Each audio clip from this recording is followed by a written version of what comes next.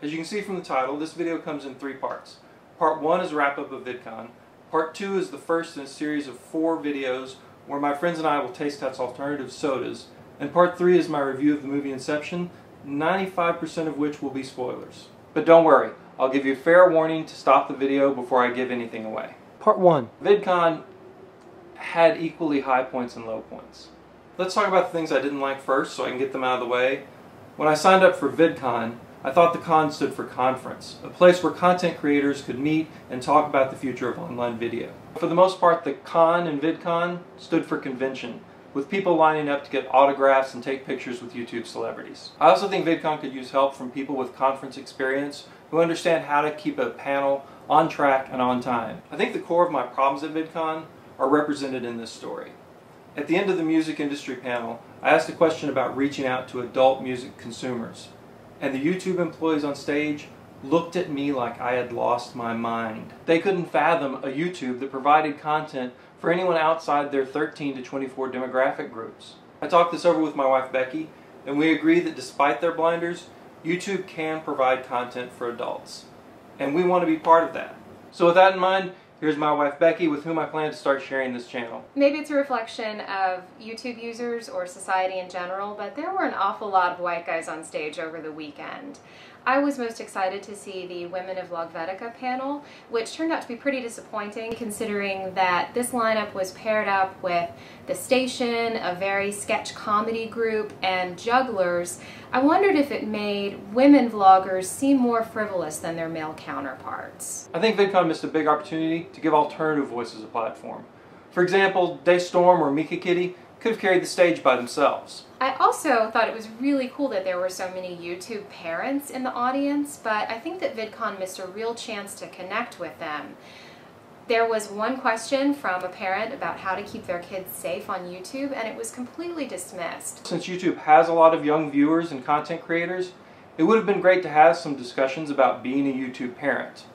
But there were some great things at VidCon. Absolutely. The breakout sessions were the best part because they were so educational and compelling. It was really great to hear from VidCon organizer Hank Green, who shared about his process. I would have loved to have heard from more people about their workflows. I heard great talks about special effects with Freddie Wong, and the music industry with DeStorm, and fair use with the YouTube head of policy, and even heard some great advice from Kevin Nalty and Greg Benson about improving your channel. The participation of YouTube employees put a human face to the massive Google playground that is YouTube, and one of my favorite things was a great conversation with Lauren Siegel on their marketing team.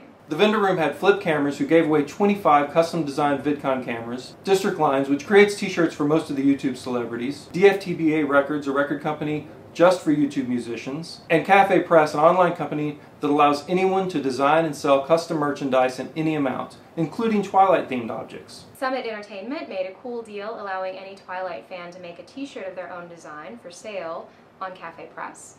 So we'll be making a Team Leah shirt that will be available on our other channel, YA at Heart.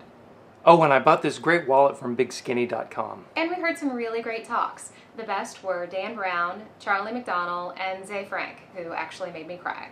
Part 2? Here's where I intended to insert footage of the soda taste testing, but as I edited, I realized I couldn't do it justice in less than 10 minutes, so click this link here to see the full video on my other channel. Part 3.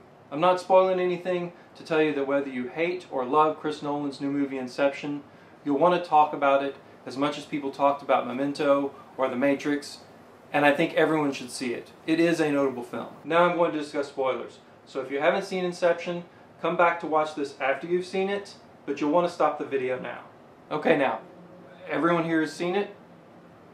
Good. If you Google the words Inception and infographic, you'll find some charts describing the levels of dreaming and reality, and a lot of discussion about the finer points of each dream. What I'm not hearing in those discussions, and the biggest impact in the movie for me, is the possibility that the story is actually a narrative version of the Penrose Steps. One of the most pathetic crutches in storytelling is what I call the flash forward. This is where they give you a scene from near the end of the story before they start telling you the beginning of the story. I really hate the flash forward because it suggests that the only way the storyteller can convince you to stick around for the whole story is to give away part of the climax. A good storyteller would be able to hook you in starting at the beginning of the story. And Chris Nolan is a good storyteller. so I can only imagine he would use a flash forward for another purpose. In this case, he's showing us that it's possible to believe that from a certain angle, Inception is a closed loop, and that only by close examination, only by knowing the secrets of the architect of the story, Chris Nolan in this case, can we know that the infinite staircase is just an illusion. All the discussion I've read about the dream levels seems fairly obvious to me, and it's more interesting to consider that the story is a closed loop. I could be wrong, but it's something to think about. Thanks for watching.